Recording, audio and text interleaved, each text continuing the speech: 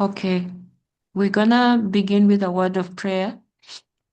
Dear Lord, we want to thank you for leading us, for blessing us, for giving us life, for your protection, and giving us this time to meet and study together. We ask that you grant us the presence of your Holy Spirit to open our eyes and to show us the things that you would like us to have and see here at the end of the world. In Christ's name we pray. Amen. Amen. So thank you for that, because we had even forgotten to pray. Siyabonga thina ngalokho ngoba bese sikhohlwe nokukhuleka futhi. So just a recap, in chapter 8 we covered the first 4 trumpets, and in chapter 9 we're going to cover the last 3. Ukubuyekeza nje kwi-chapter 8 wesambulo besibheke amacilongo lawa amane, kodwa kwisahluko 9 sizobheka lamacilongo amathathu. So I trust everyone's read chapter 9, because those trumpets are called woes.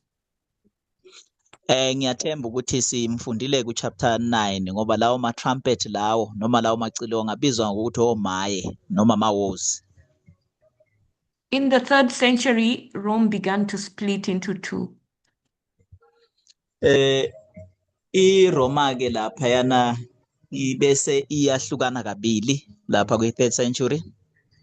First, in 284 AD, Emperor Diocletian divided the empire into East and West administrations because it had become too big. Ngo-284 AD leya nkosi uDiocletian wabese wahlukanisa iRoma kabili, i-East ne-West ngoba yayisinkulu kakhulu. Later on, Emperor Constantine in 330 moved the capital from Rome to Constantinople. Ngo-330 AD inkosi leyana uConstantine wabese esusa ke icapital eyisusa e-West wayeseyisa e-East eConstantinople.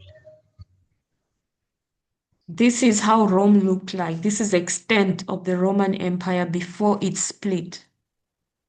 IRoma yayibukeka ngaleya ndlela ke ngaphambi kokuba iyahlukaniswe. This is what it looked like after it split. Ibukeka kanjeya ke emva kokuba isihlukanisiwe. The first 4 trumpets dealt with the western part. Amacilongo lawa amane akhuluma kakhulu ngale eyasentshonalanga iRoma.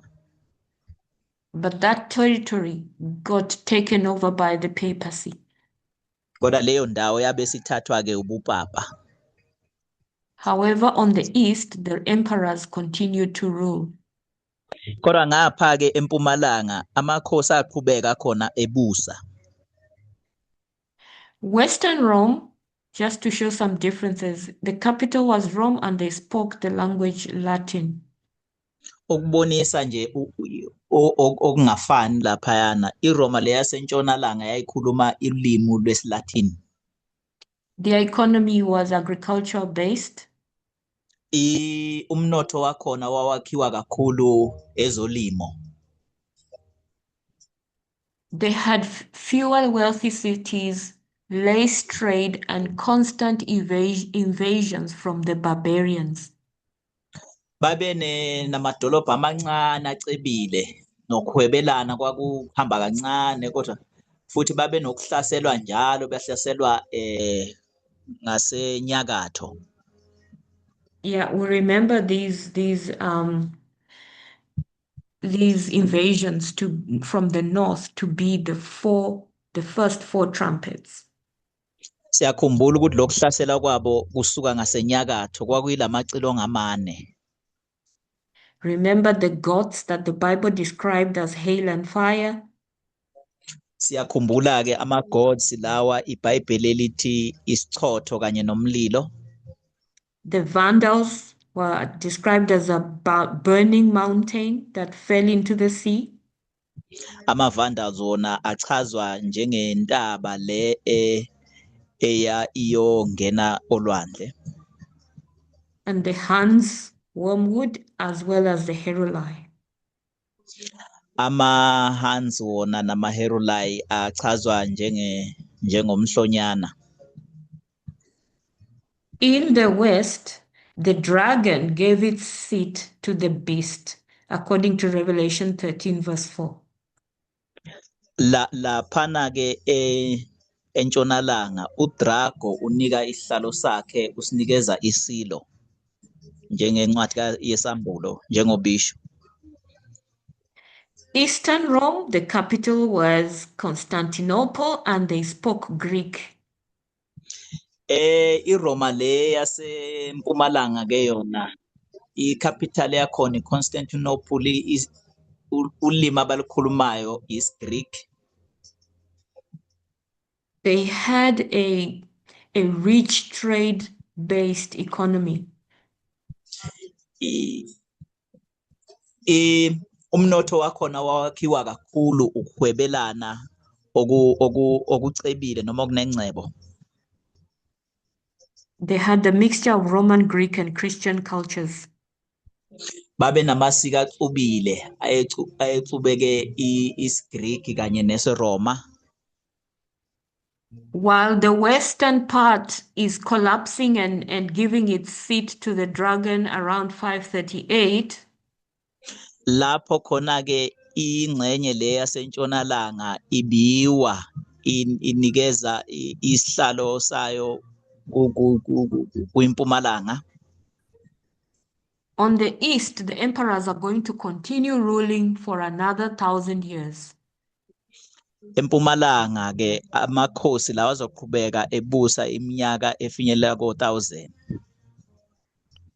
We know historically that it was also called the Byzantine Empire. Ngokomlando siyakuqonda ukuthi babebizwa ngokuthi i-Byzantine Empire. So why did the East survive for so much longer? Kungani ke le ngxenye yasempumalanga yeRoma ikhone ukuthi ibe khona isikhathi eside kangaka? They were richer and stronger. Babecebile futhi benamandla. Geographically, it was easier to defend. Ngokwendawo, indawo yabo yayivikeleka kalula. Constantinople was the perfect center for trade and defense. IConstantinople ke yayiyiyo esemaphakathini yokuthi kube lula ukuhwebelana. In contrast, on the west, the economy was agriculture-based, and because of the constant invasions of the barbarians, it had become weak. Uma uqhathanisa ke nentshonalanga, iyona ke ingcebo yakhona noma umnotho wakhona owakhiwa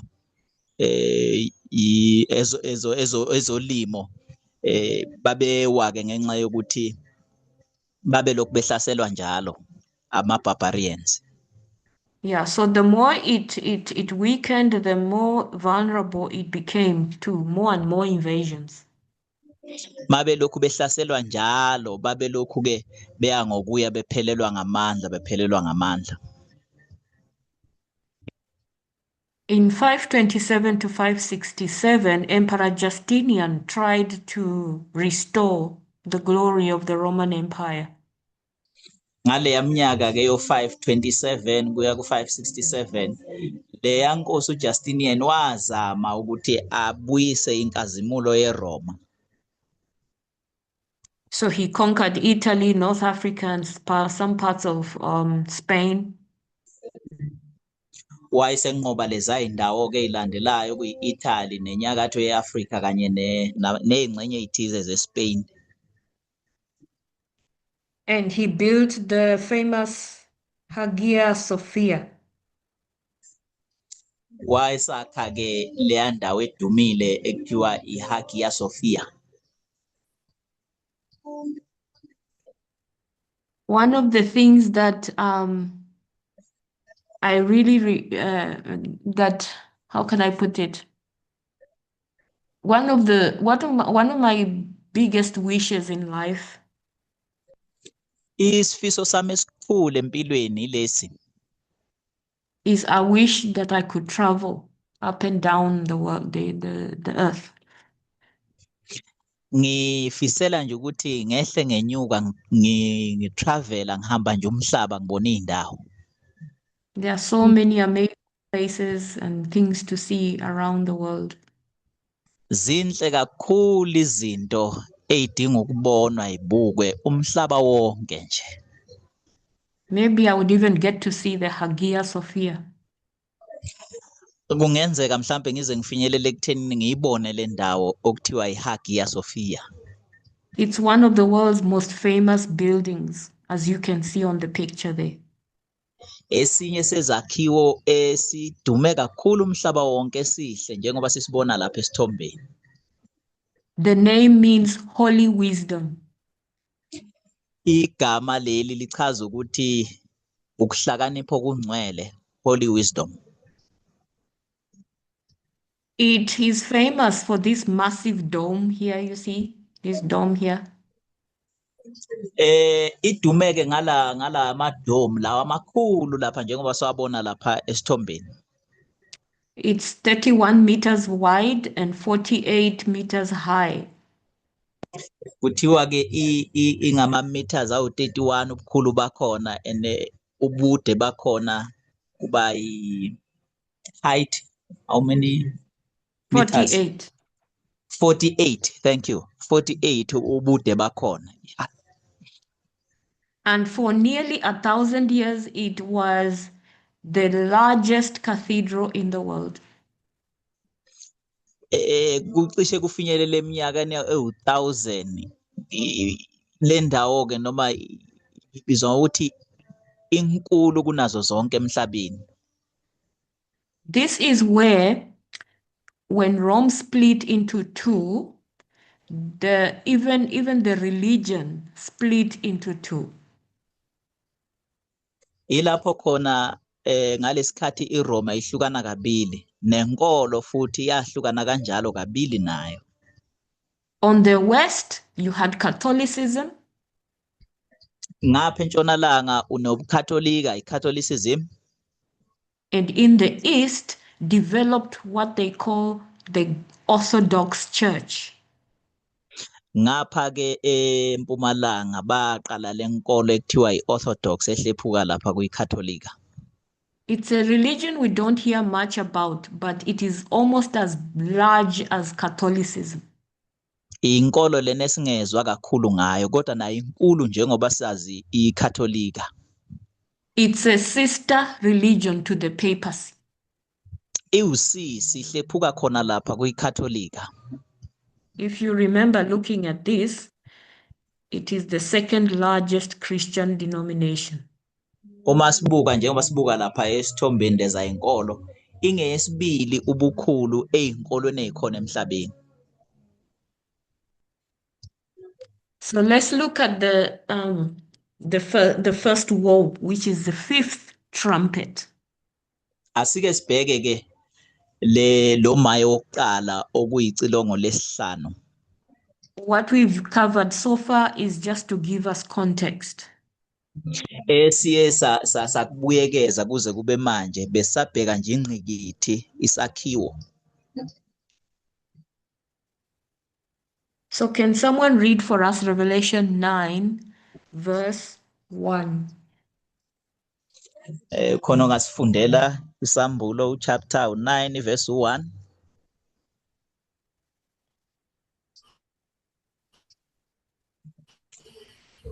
And the fifth angel sounded, and I saw a star fall from heaven unto the earth, and to him was given the key of the bottomless pit.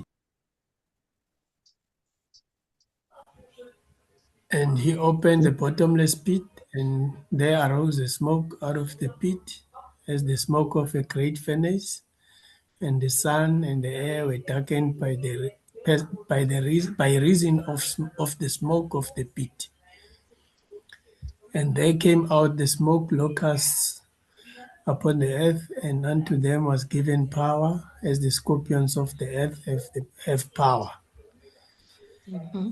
And it was commanded them that they should not hurt the grass of the earth, neither any green thing, neither any tree, but only those men which have not the seal of God in their foreheads. And to them it was given that they should not kill them, but that they should be tormented 5 months, and their torment was as the torment of a scorpion when he striketh the man. And in those days shall men seek death, and shall not find it, and shall desire to die, and death shall flee from them. And the shapes of the locusts were like unto scorpions, were like unto horses prepared unto battle, and on their heads were as it were crowns like gold, and their faces were as the faces of men. And they had hair as the hair of women, and their teeth were as the teeth of lions. And they had breastplates as it were breastplates of iron, and the sound of their wings was as the sound of chariots of many horses running to battle. Verse 10, and they had tails like unto scorpions, and there were stings in their tails, and their power was to hurt men 5 months. And they had a king over them, which is the angel of the bottomless pit, whose name in the Hebrew tongue is Abaddon, but in the Greek tongue hath his name Apollyon. One war is past, and behold, there come 2 wars more hereafter. And the 6th angel sounded, and I heard a voice from the 4 horns of the golden altar, which is before Oh, God, that's fine. saying Thanks, unto the Temba. 6th. Verse 11 Okay. is fine. All right. Siyabonga ngokume lapho. So verse 1 to 11 covers the 5th trumpet. Kuyivesi lokuqala size siyofika ku11 ikhuluma ngecilongo lesihlanu. It talks about a star falling from heaven, and that star has a key. Ikhuluma ke ngenkanyezi ewa isuke ezulwini, leyo nkanyezi futhi iphethe isikhiye. That key is going to be used to open a bottomless pit. Leso sikhiye sosetshenziswa ukuvula kwalasha. And when the pit is opened, smoke is going to come out, and that smoke is going to obscure the sun.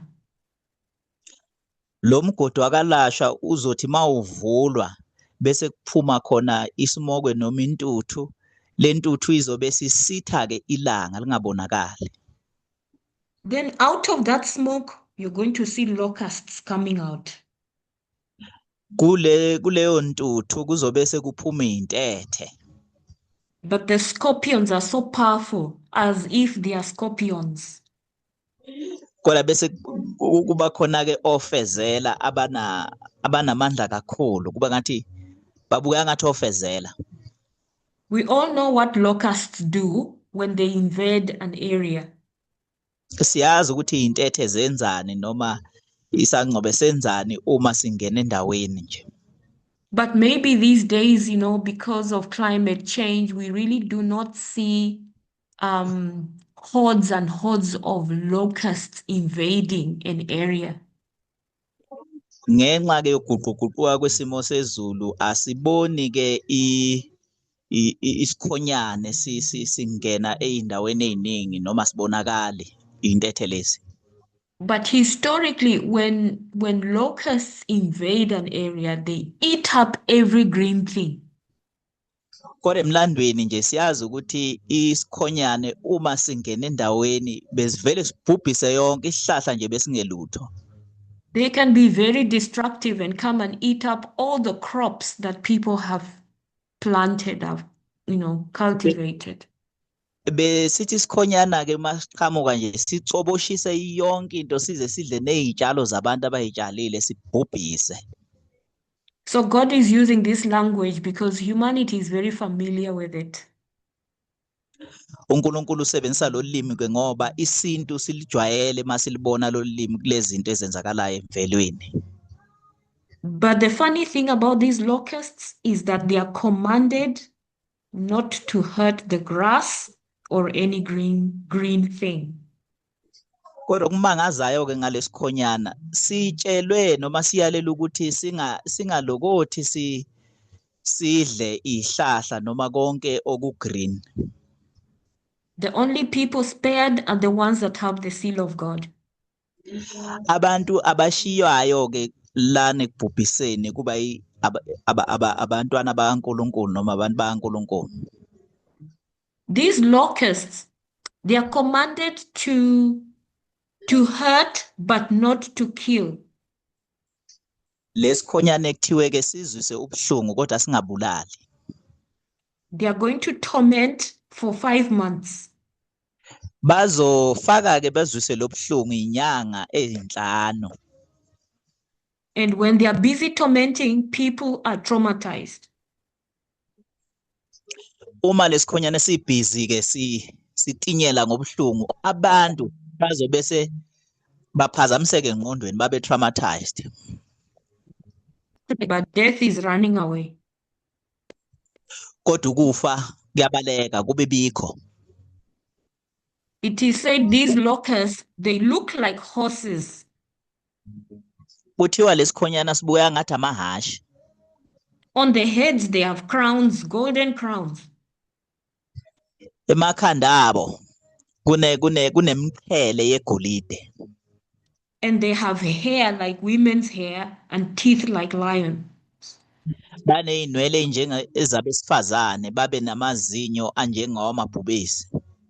They also have these breastplates, and it feels like when they are moving, it feels like the sound of many horses. Baphinde babe nale ivikelo zeyifuba mabehamba kuba ngathi umsindo wamahashi amaningi. So they also have these tails like scorpion tails, so they sting. Lesikhonyana siphinde sibe nemsila efana neyofezela bayatinyela. So this is a description of the fifth trumpet. Indlela echazwa ngakhona ke yecilongo lesihlanu le. Let's go now and look at the interpretation. The star, what's a star? Masamba ke siyobuka ukuchazwa kwalokho. What's a star? Yini inkanyezi? Yini ke umfanekiso wenkanyezi lapha sichazwa njengani? In scripture, what is a star? Ezwini kuthiwa yini ke inkanyezi? A messenger. A messenger, a prominent person? Yes.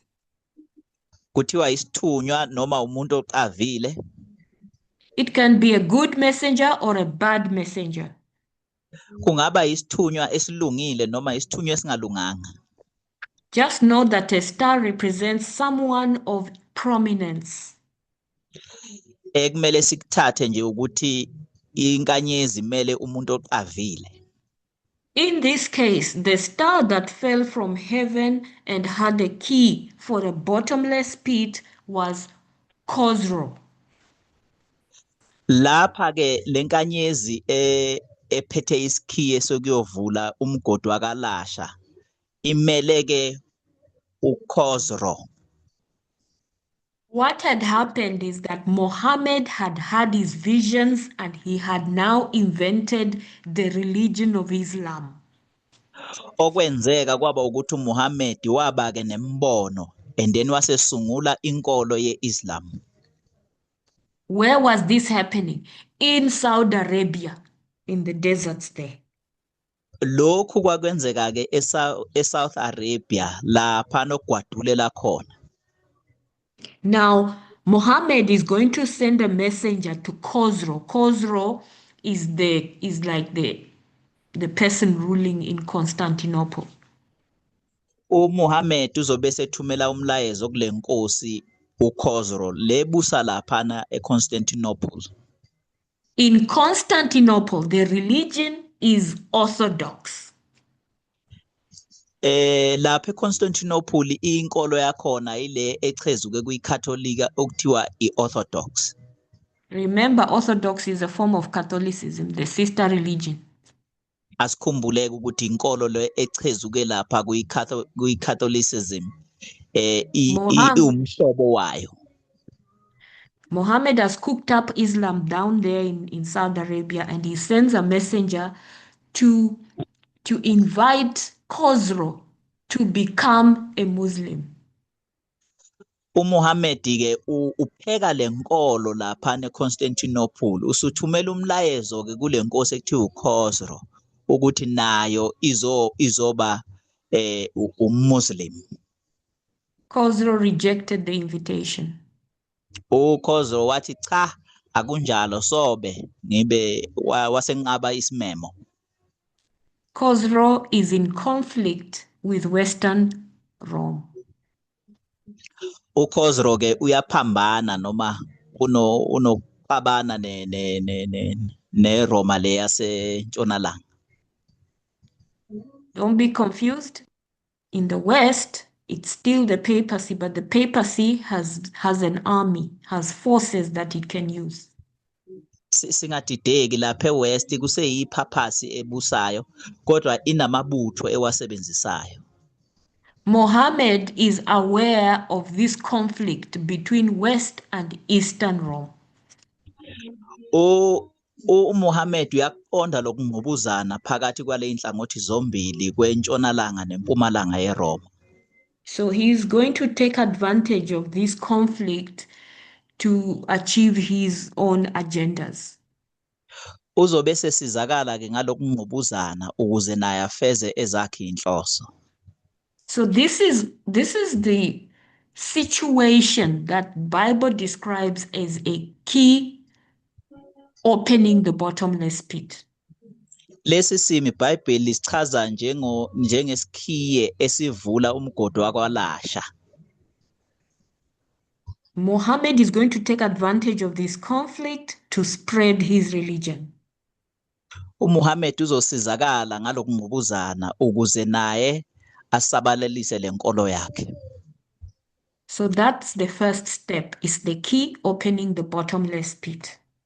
Igxathu lokuqala yilo lelo ukuthi isikhiye lesi sivula umgodo wakwalasha. So the second key is now the smoke comes out and there's locusts inside.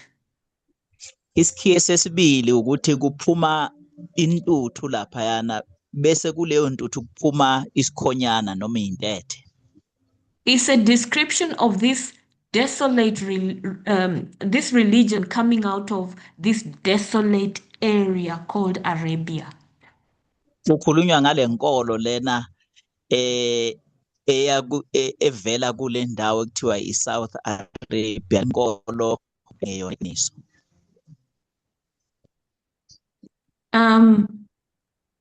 This idea of a deep bottomless pit is connected with what the earth was before creation.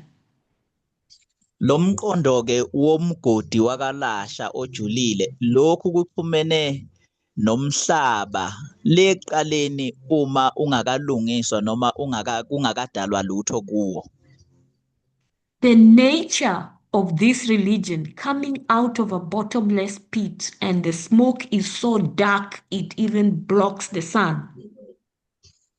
Isimo ke sale smogwe esiphuma lapha noma isimo sale nkolo sifaniswa nesimogwe siphuma le emgodini wakalasha kuphuma intuthu emnyama lapho. This is the visual description that the Bible gives to this religion of Islam. Indlela ke lena iBhayibheli lichaza ngakhona inkolo le Islam. It's a fraudulent religion, but with very high degrees of enthusiasm. Inkolo yamanga kodwa lenkolo lena inamandla ngendlela yokuthi inabalandeli abaningi.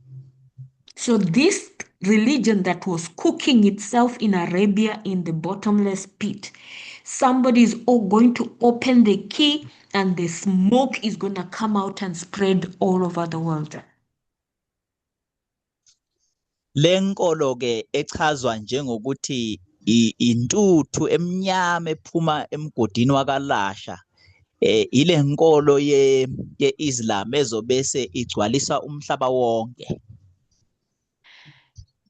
This is how Uriah Smith describes it, like the noxious and even deadly vapor which the winds, particularly from the southwest, diffuse in Arabia.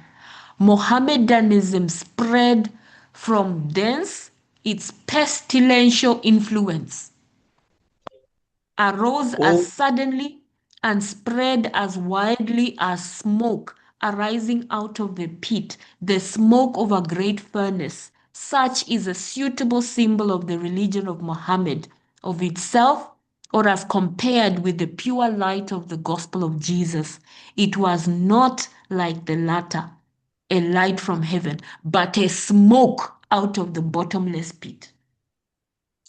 Ifaniswa ke nezitshalo lezi ezinoshevu futhi ziyabulala njengomoya ovela e-Southwest obese ugcwala yonke iSouth Arabia.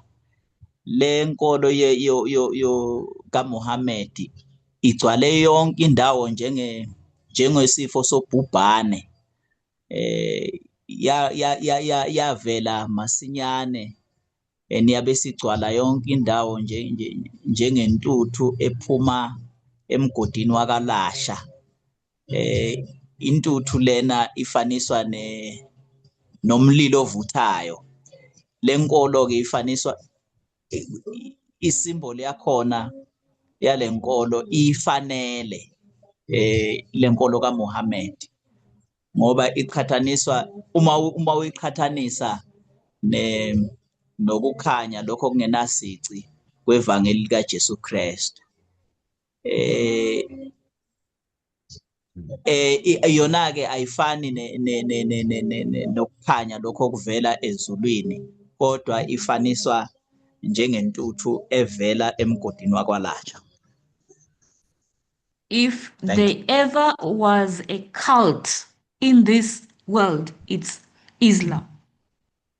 Uma kukhona ke inkolo yamanga kulomhlaba, leyo nkolo iIslam. The religion that has captivated almost 2 billion people on the earth.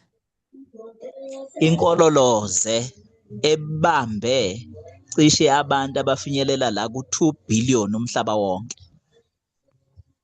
How it arose and became so widespread is what Revelation 9 is describing here in this trumpet. Ukuthi ke iqhibuke kanjani isungulwe kanjani yabe sisabalala umhlaba wonke. Iyona into echazwayo lapha kuyisambulo uchapter 9 kulela cilongo. Even till today we know how Islam operates with the jihads. Nanamuhla kule khathi zanamhlanje siyazi ukuthi Islam isebenza kanjani ngama jihads.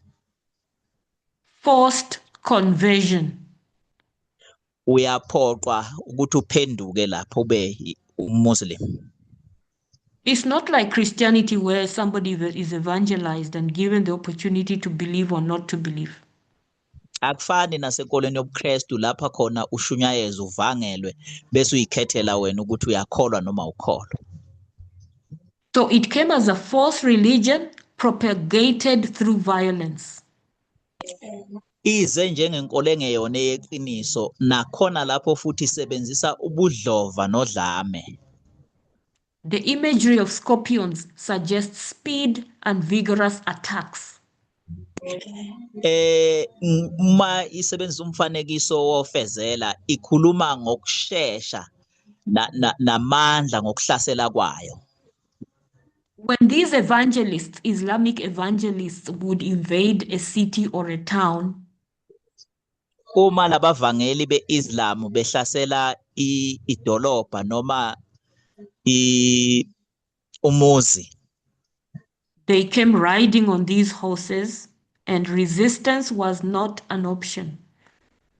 babeza ke begibela amahashi ukwenqaba ke kwangasika into ongaphunyula ngayo.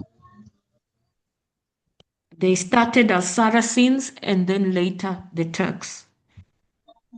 Baqala ke bengama-Saracens kamuva base beba ama-Turks.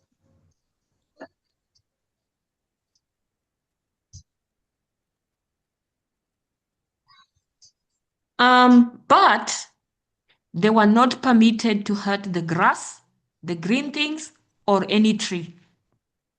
Babengavumelekanga kodwa ukuthi bahlukumeze utshani obuhlaza noma ihlahla. What does that mean? Kusho ukuthini lokho? At some point, Muhammad died. Esikhathini esithile uMuhammad wabese eyafa. The person that took over was Abu Bakr the guy called Abu Bakr. Owathatha emva kwakhe kwabe sekuba uAbu Bakr. Abu Bakr was really, really aggressive about evangelism. uAbu Bakr ke wayeshumayela ngamandla evangela ngalenkolo. So I'm going to read the statement that he made that fits into this verse 4. Ngizofunda ke lokho akusho okuchazwa ke ileliya verse 4.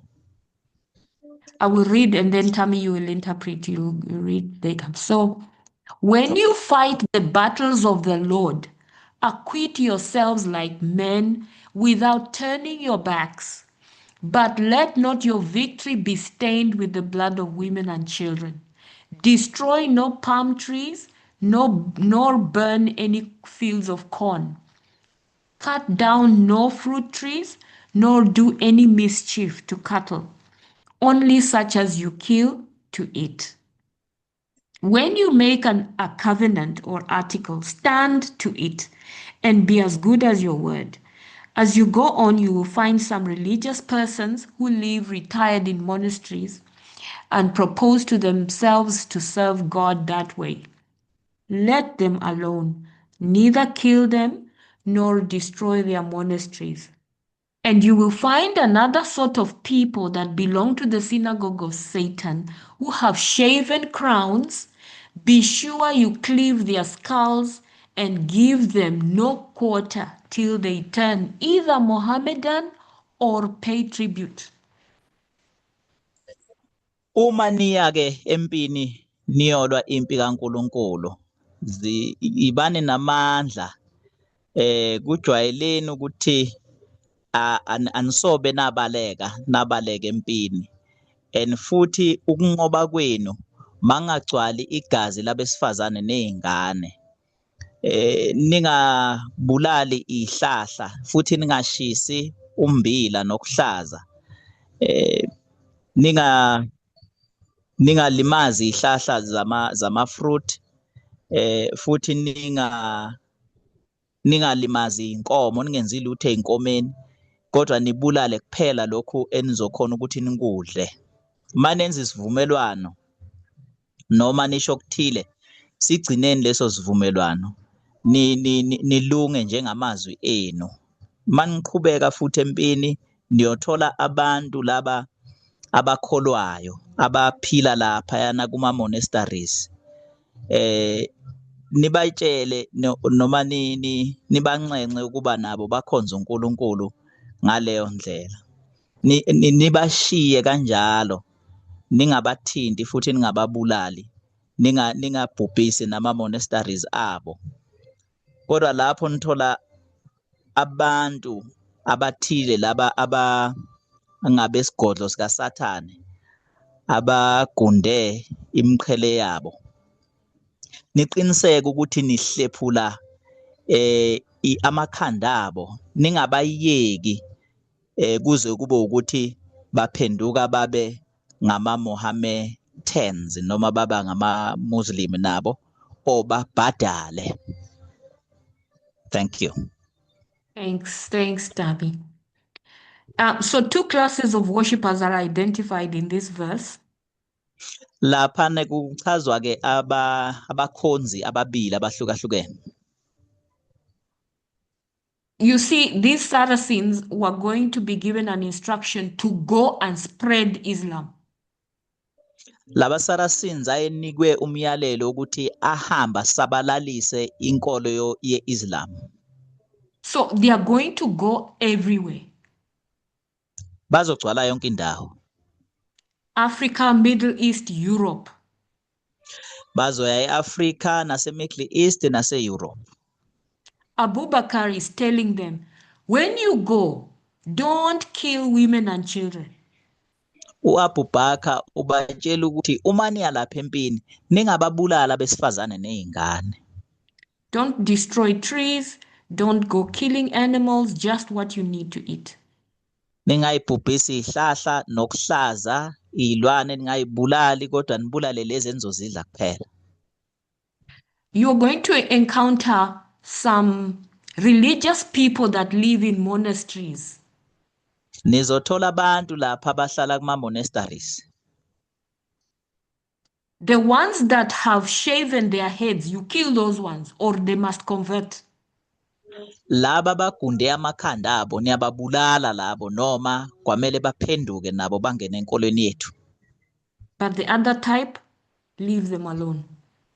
Kodwa laba abanye nibayeke kanjalo ningababulali. So who are these two classes of people? Obani laba khonza ababili abahlukene? Any ideas? Khona sikucabangayo. From your own previous readings, Ellen White and Uriah Smith? Uma sithathela kuloko esikufundile phambilini kuyicaphuno zika Ellen White kanye no Uriah Smith. This is 632 AD. Just to give you an idea where we are in history. Isikhathi laphana ukunikeza nje umqondo ukuthi sikuphi emlandweni u632 AD lasikho. The Reformation hasn't yet happened. I-Reformation ayikakenzeki. Go ahead. Just a quick question. Umbuzo nje A osheshayo. quick question. Between these two worshippers that have been identified, Kulaba khonza ababili asebelethwe ngaphambili lapha. I don't know if you have made the research. Are they Christians, or is this actually based on what we have been speaking about, which is Rome? Ngiyathemba ucwaningo ulwenzile mayelana nalokho. Ingabe leya ncwadi ikhuluma ngamaKristu noma ikhuluma ngalokho esesikhulume ngakho mayelana neRome? That's why I gave the context. Let's remember we are in the year 632 AD, going forward. Ingakho nginikeze ingqikithi. Khumbula sisenyakeni loyana u632 AD kuya phambili. Islam is only just beginning to rise.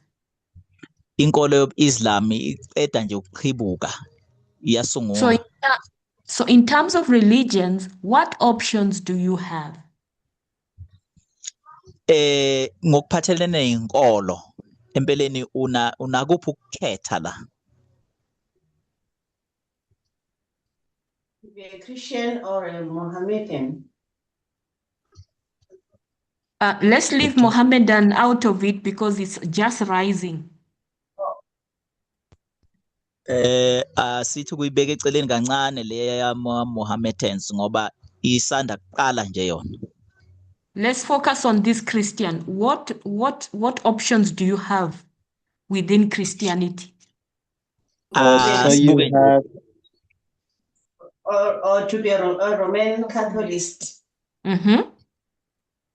Or Orthodox. Orthodox. Mm-hmm. What's the other one?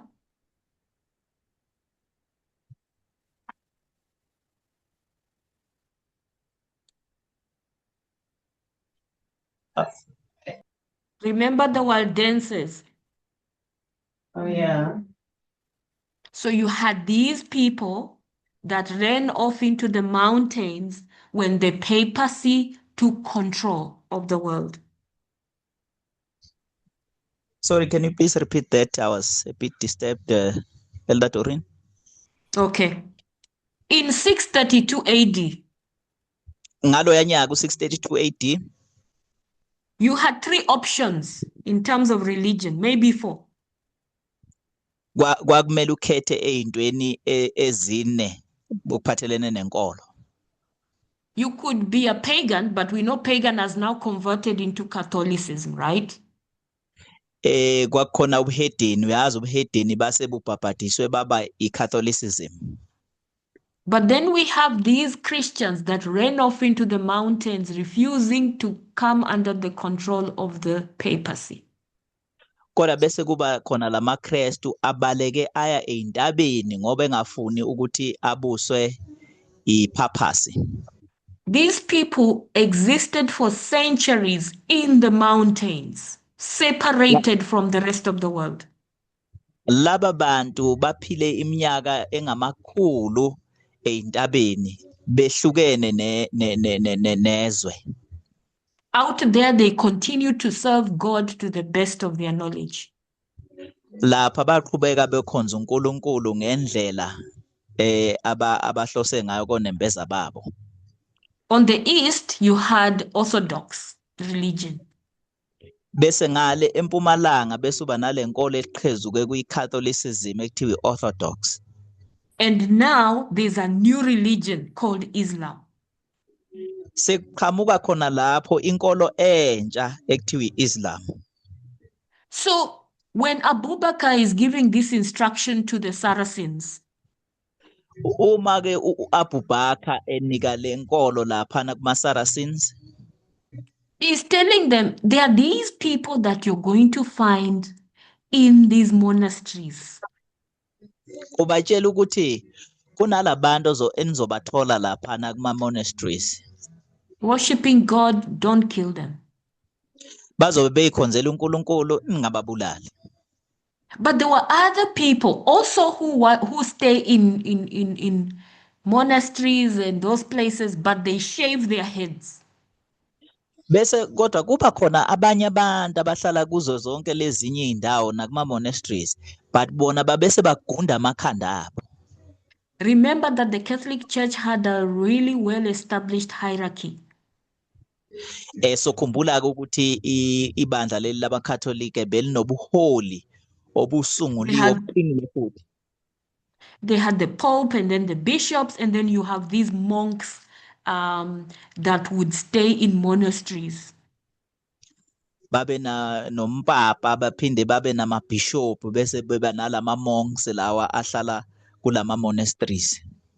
The monks usually shaved their heads in that fashion. Ama monks lawa ajwayeleke ukuthi agunde vele amakhanda awo. These were identified as the synagogue of Satan, and Abu Bakr instructed his men that if they encountered such people, they were to kill them unless they convert.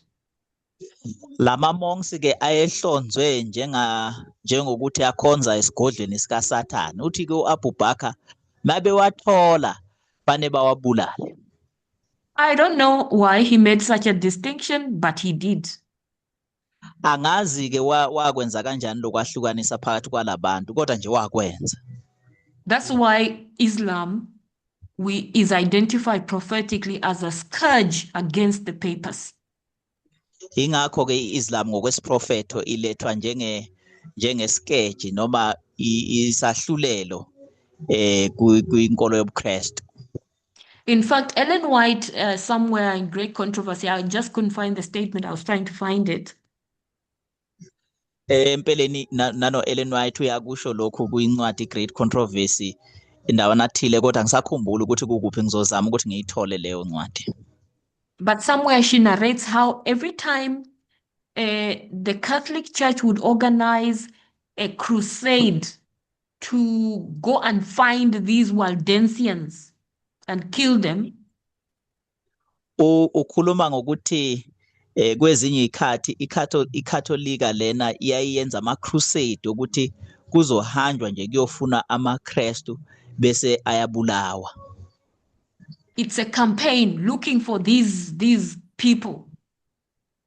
Kwakuyi-campaign yokuhamba befunwe lapha bekhona bethungathwe baze batholwe babulawe. They would have all these knights and soldiers on horsebacks going to look for these people where they're hiding in the mountains. Bekwenza lokhu nasebusuku bethumela abantu begibela amahashi amasotsha eyofuna lamaKristu abathole le eintabeni awabulale. When they would set out on some of these expeditions, then the Saracens would appear from nowhere to disrupt their plans. Uma ke besahamba besohambweni labo kuyobe sekuqhamuka ama-Saracens bese aphazamisa inhlelo zabo noma amaplan wabo. Are we together on this one? Yes. Ingabe sasendawonye kulokhu? Awesome. Yes, no, So- it's perfect. Kuhle, Yes. siyabonga. So these Islamic invasions of Saracens were permitted to torment the people for 5 months. Lokuhlasela ke kwama-Saracens babe yalelwe ukuthi bahlasela abantu inyanga ezo5. They were to torment but not kill people. I mean, Kwakufanele babazwise ubuhlungu kodwa bengababulali. I know we've just spoken about the killing of the synagogue of Satan, Ngiyazi ukuthi sesiye sakhuluma ngokubulawa kwalaba abakhonza esigodlweni sikaSathane. but remember this is all in the context of jihad because that's how Islam works. You have to convert, otherwise you are dead. Asikhumbule konke lokhu kuphansi kwengqikithi ye-jihad. Siyazi ukuthi lapha kwi-Islam uyaphenduka noma ube uMuslim noma uyabulawa. So it was all about domination rather than extermination. Kwakuphathelene ke lokhu nokubusa noma kuba ngaphezulu kunokuthi baqedwe. The idea of horses, these locusts that look like horses with golden crowns on the head and faces of men and hair on like women and teeth like lions, breastplates, wings, all of that imagery.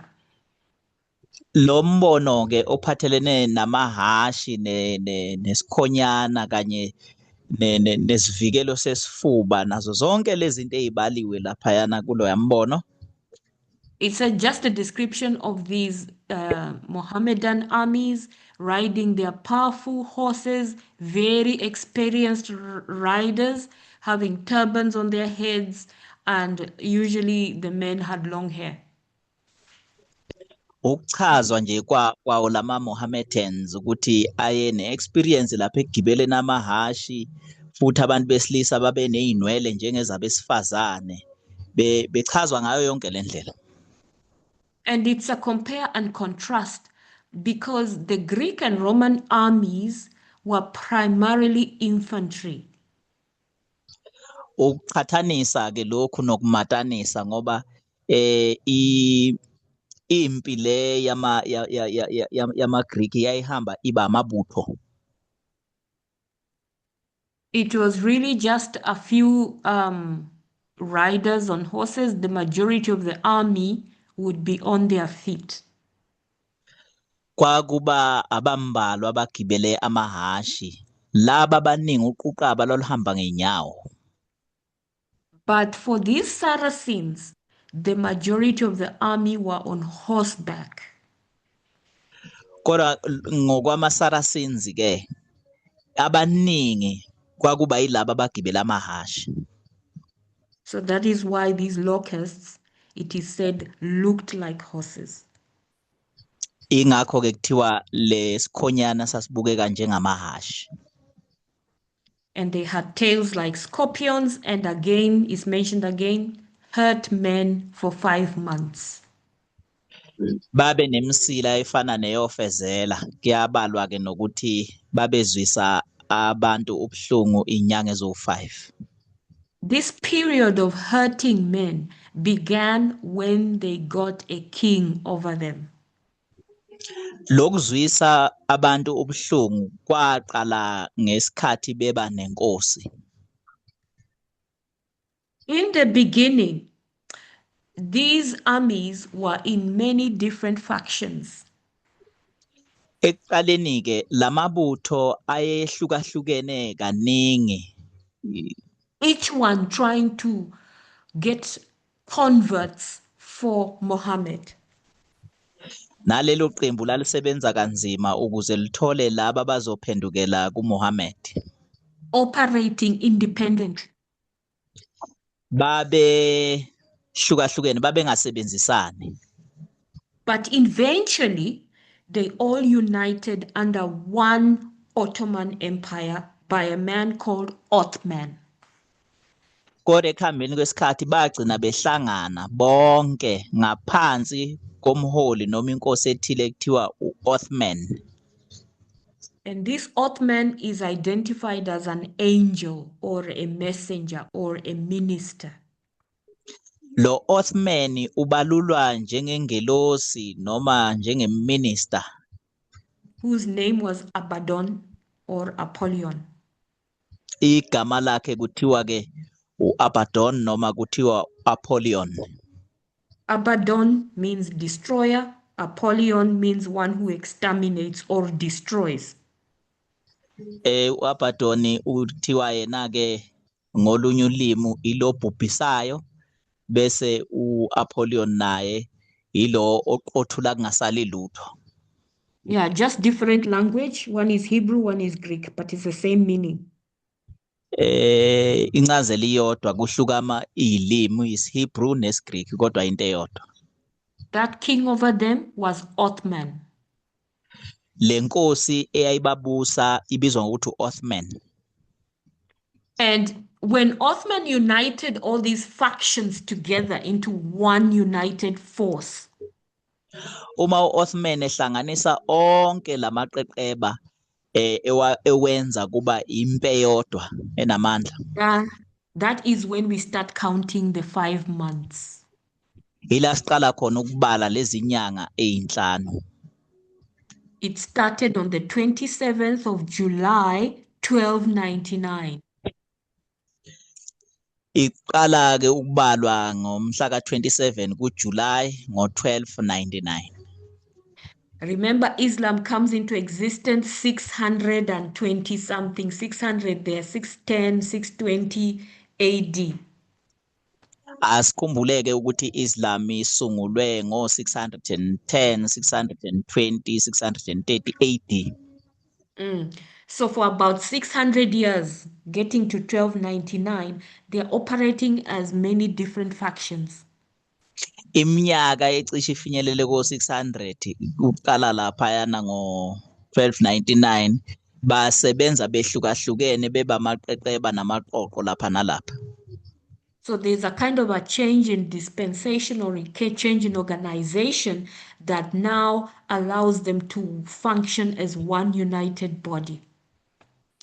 So isikhathi esithile kushuthi behlukene kodwa kufika isikhathi lapho khona behlangana bonke bese basebenzisana bemunye.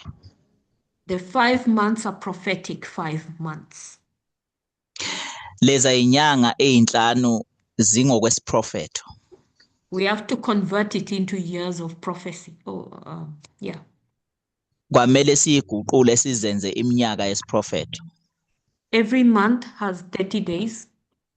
Inyanga nenyanga iney'nsuku eziwu30. So 5 months will be 5 times 30, 150 days. Ngakho ke inyanga ezinhlanu kuzoba u5 bese umultiply ngeinsuku eziwu30 bese uthola u150 days. In prophecy, a day is a year. Ngokwesprofeto ke usuku lingana nonyaka.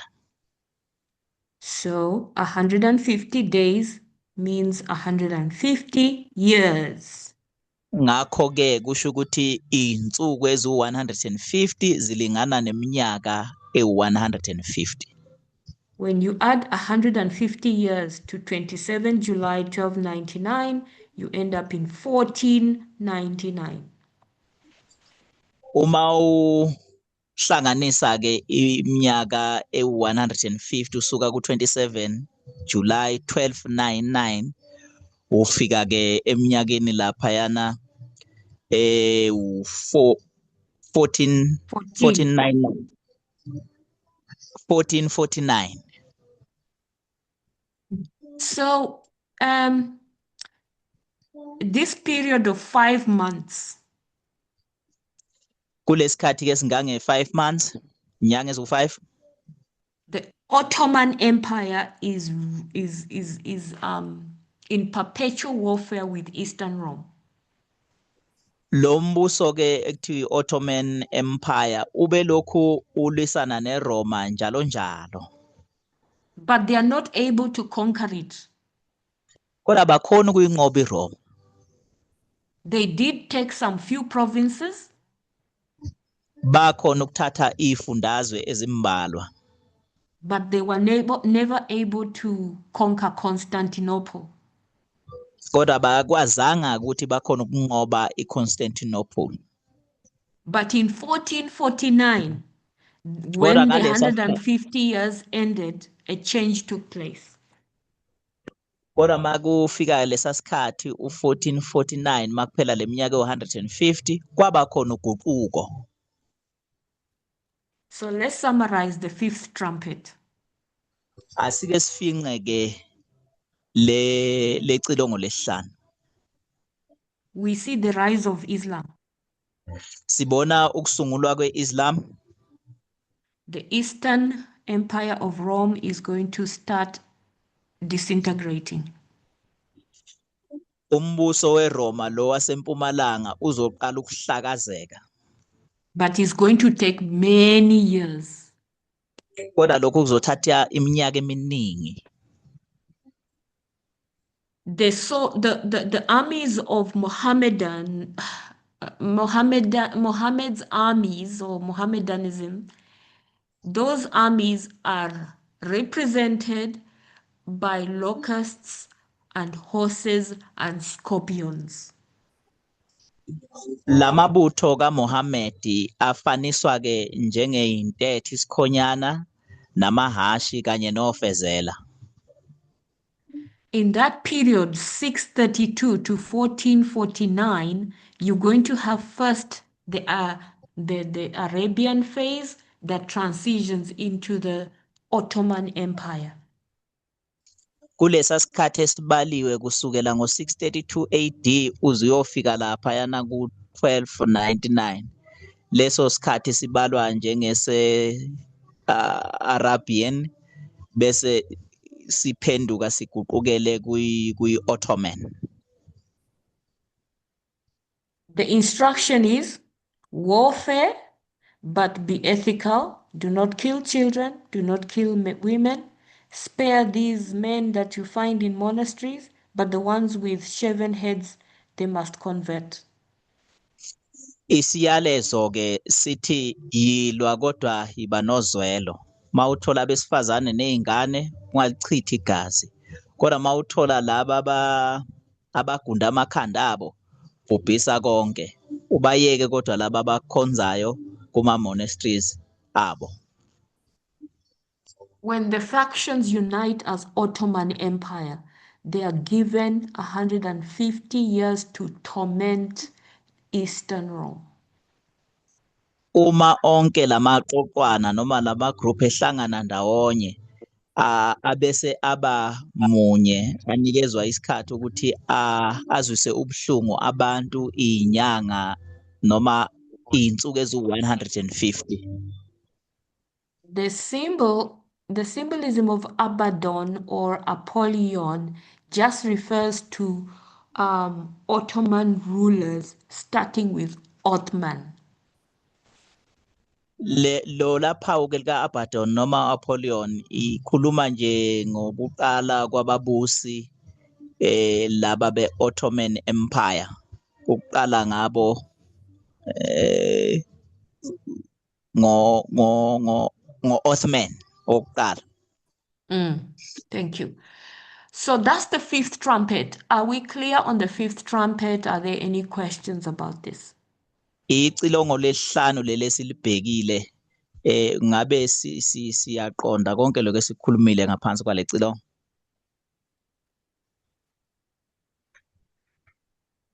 Can you teach someone else about the trumpet?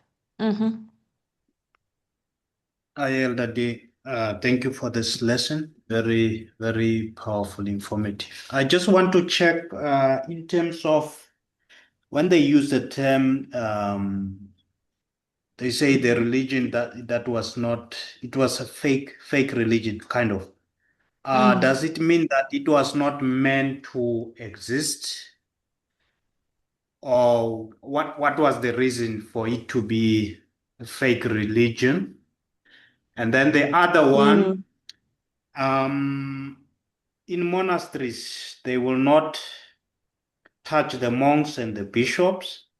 Now to where we are, we are seeing how they are dealing with people when sometimes they will capture them, and then over time, I'm not sure if is that just the other side of their religion, where they will ask for ransom, and then if the response is not, then they will kill them, amputate their heads and detonate their bodies with explosives.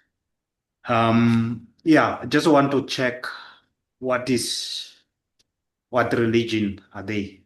Thank you. Okay. Okay, should I translate? Go ahead. Yeah. Oh, okay. Ngifisa kuqala ukuthi ngibonge nje isifundo sinamandla, isifundo esihle kakhulu. Kodwa ngifisa ukubheka ke ukuthi lenkolo khathi iqala le inkolo ye-fake bekuyinkolo lena engavumele yini ibe khona ngaleso sikhathi. And futhi engifisa ukubheka ukuthi ke lapha kuma monasteries bekuthiwa babulale ama monks lawa, mhlawumbe bayeke ke ababhishopi nabaholi abakhonza khona. Ngifisa ukubheka ukuthi ukuhamba kwesikhathi uma kufika manje lenkolo la ize yafika khona la kuthiwa khona noma lapha bebulala khona abantu uma befuna inzuzo noma i-ransom mabe ngayitholi kuthiwa babulale, njengoba benza manje uthola ukuthi baphatha amabhomu la emzimbeni bayiqhumise ngawo, zonke lezo zinto. Ngifisa ukubheka nje ukuthi lenkolo ngokwesimo samanje imephi. Okay, interesting questions. So I think this is my thoughts why it's called a fake religion. Kuyathathekisa ke lokho, ngicabanga ukuthi imibono yami ngokuthi kungani kuthiwa inkolo fake noma ngeyona eqiniso. First of all, what do we know about Islam? Mohammedanism. Okokuqala nje yini esiyaziyo ngale nkolo ye-Islam ngaphansi kwe-Mohammedism? They worship who?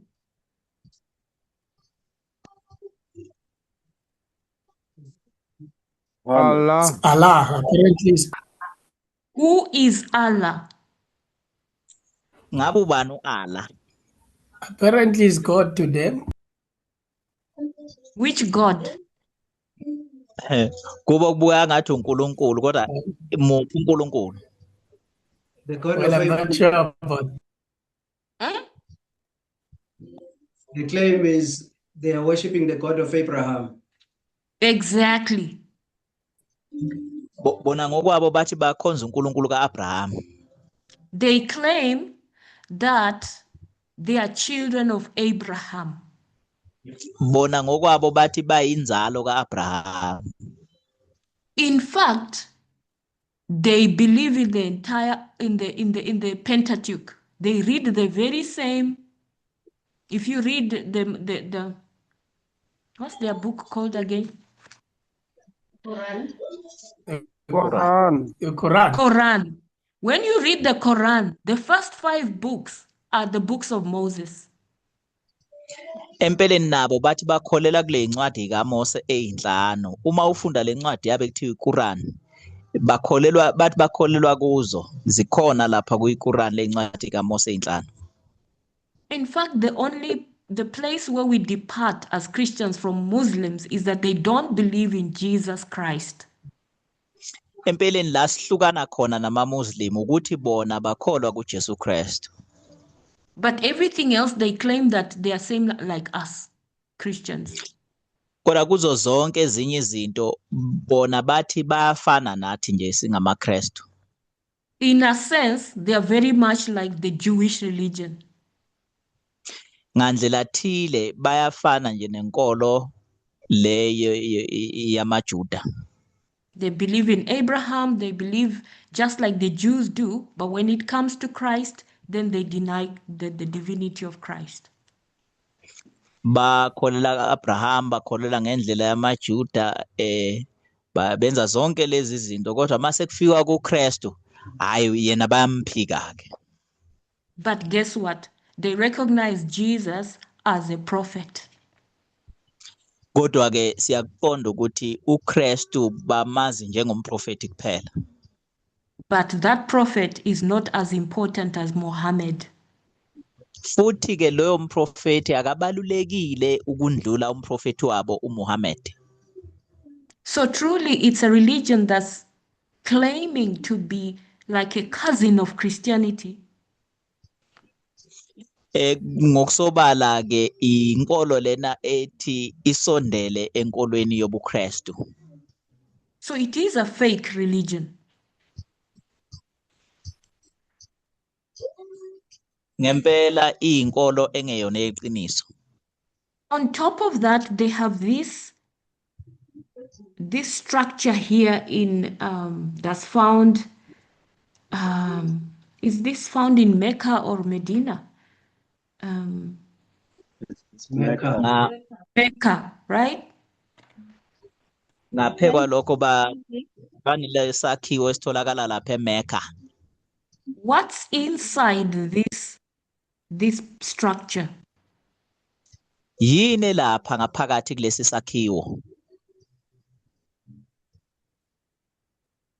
Muslims have to go on a pilgrimage to Mecca at least once in their lifetime. AmaMuslim kumele athathe lolu hambo lokuya lapha eMecca okungenani kanye empilweni yakhe umuntu nomuntu. They take this what do you call it? They take this very seriously. Lokhu bakuthatha njengento ebaluleke kakhulu. They believe that when they go on a pilgrimage to Mecca, all their problems will be solved.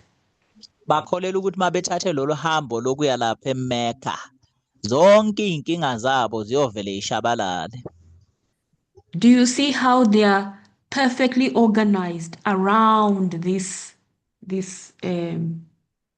monument or whatever? I don't know what to call it. Mawubuka lapho uyabona ukuthi bahleleke kanjani kulesi sakhiwo sabo. Azi ukuthi kubizwa ngani.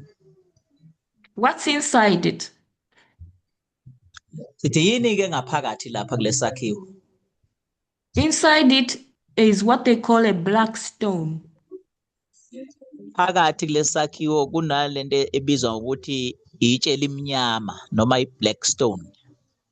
It's about 30 centimeter in diameter.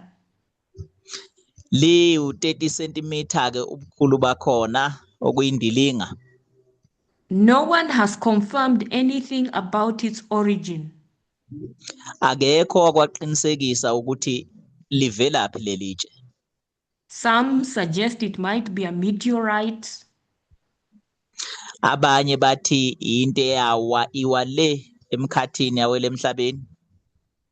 Muslims claim they don't worship this stone but they reverence it because they claim that this is the place where Muhammad and his son Ishmael, that this is where they built the first Kaaba, or the structure for worship. Sorry, can you please repeat? I didn't get you in the beginning. Okay. They claim not to worship the stone. Oh, bathi abalikhonzi lelitshe. Even though what you see here is 100%, 110% worship, right? Nakuba sibuka nje sibona laphana ukuthi nje vele amaphesenti amaningi akhomba ukuthi bayakhonza. But they reverence this spot because they claim this is where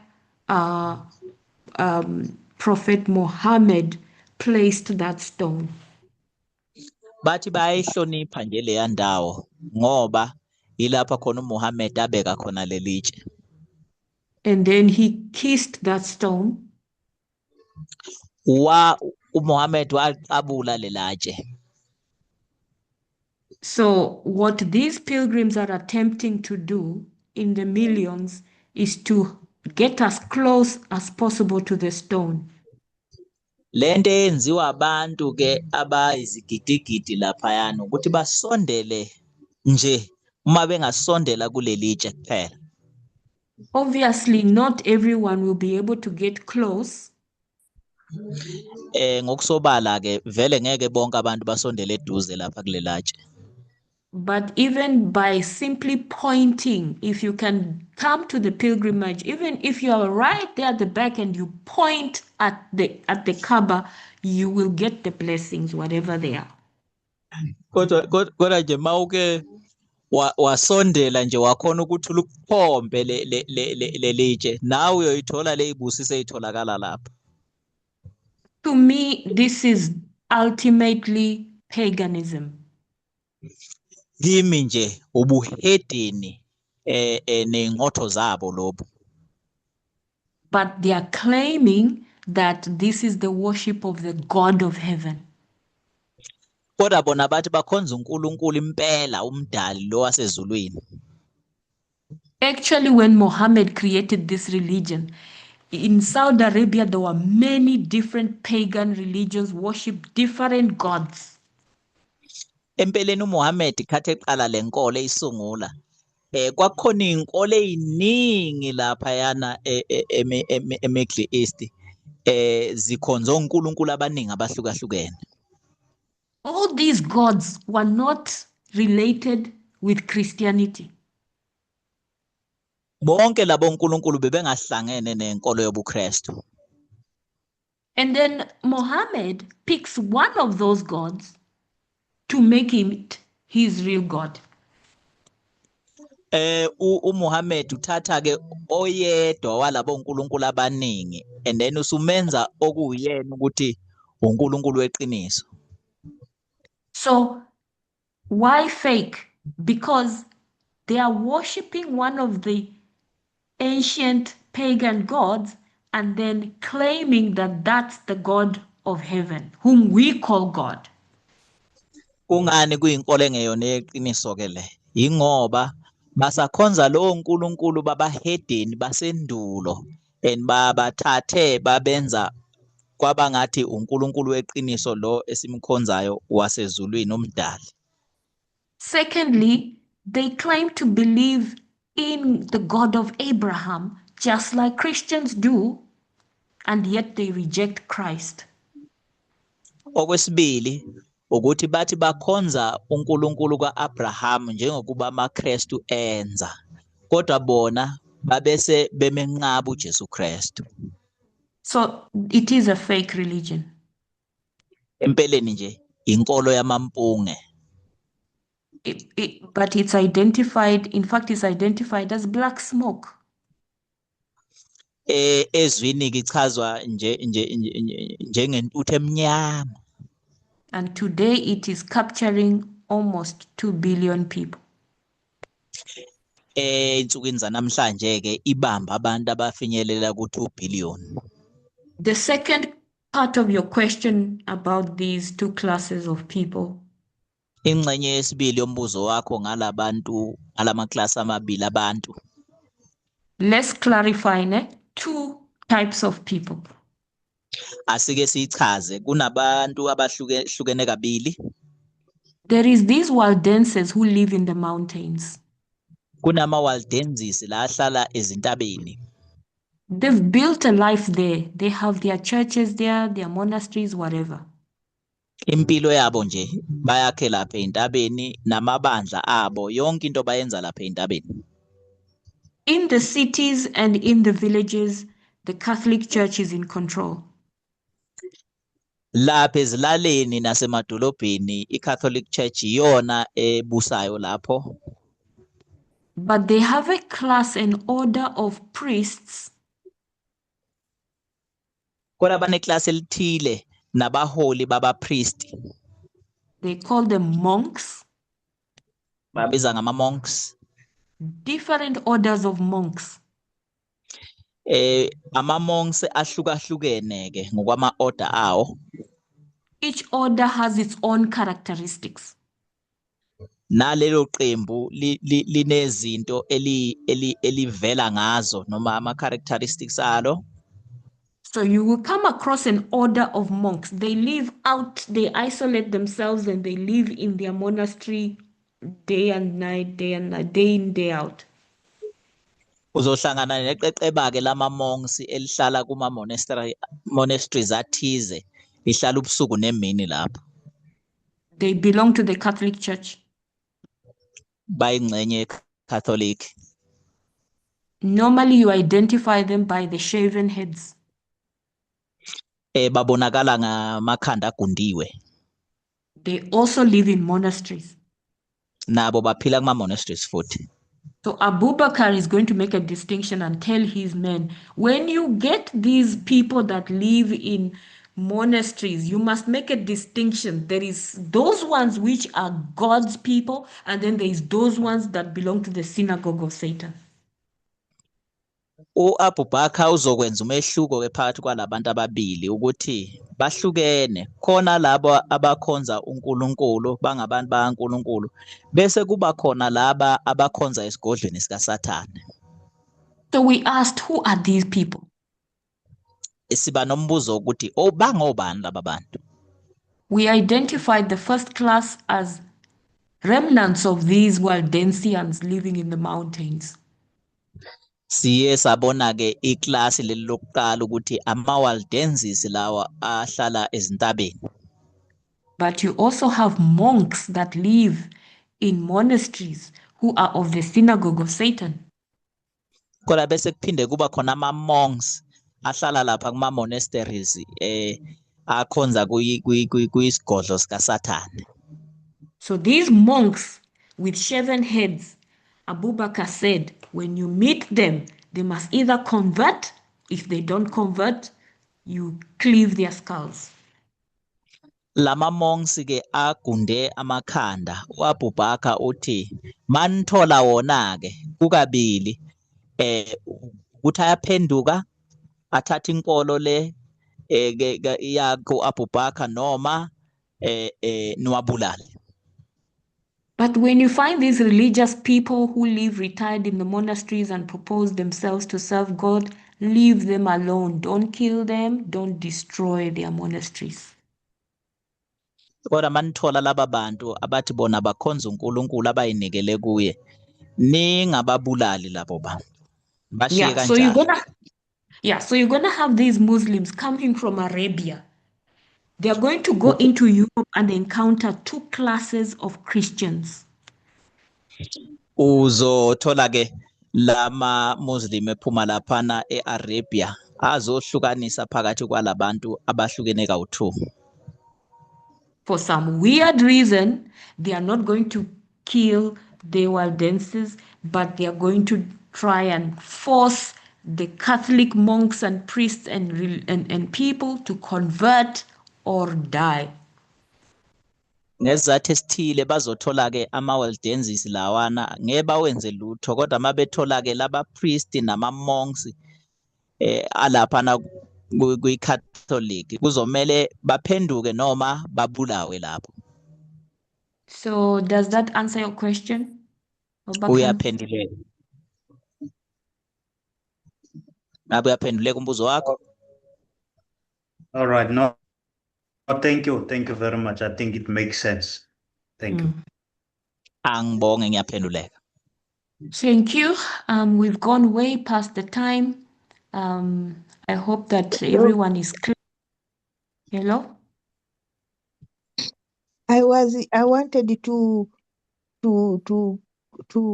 share what I was learning when I was young. Ngibe ngifisa ke ukwabelana nani engakufunda ngisesemncane. In Adventism. Lapha kuma Sabatha. That the Islam is the foundation was the Ismail, the son of Abraham. Ukuthi ke iIslam lena iqhezuka lapha yana kuyindodana kaAbraham uIshmael. Because Abraham had Agar as a maid servant for Sarah, and she had a son Ismail. Siyakhumbula ke ukuthi uHaga kwakuyisigqila sika Sarah enwagcina eshada noAbraham. As he was chased away from the home, God talked to him that he would be a great nation. Khathe xoshwa ke ekhaya wasetshelwa ukuthi uzoba isizwe esinamandla. And eventually, as it has been explained, that that is the progress of Islam. Njengoba sekuchaziwe ukuthi yikona kusunguleka kweIslam lokho. Then, is it true that always the devil counterfeit Jesus? Engabe kuyiqiniso ukuthi njalo uSathane wenza okucishe kufane nokukaJesu.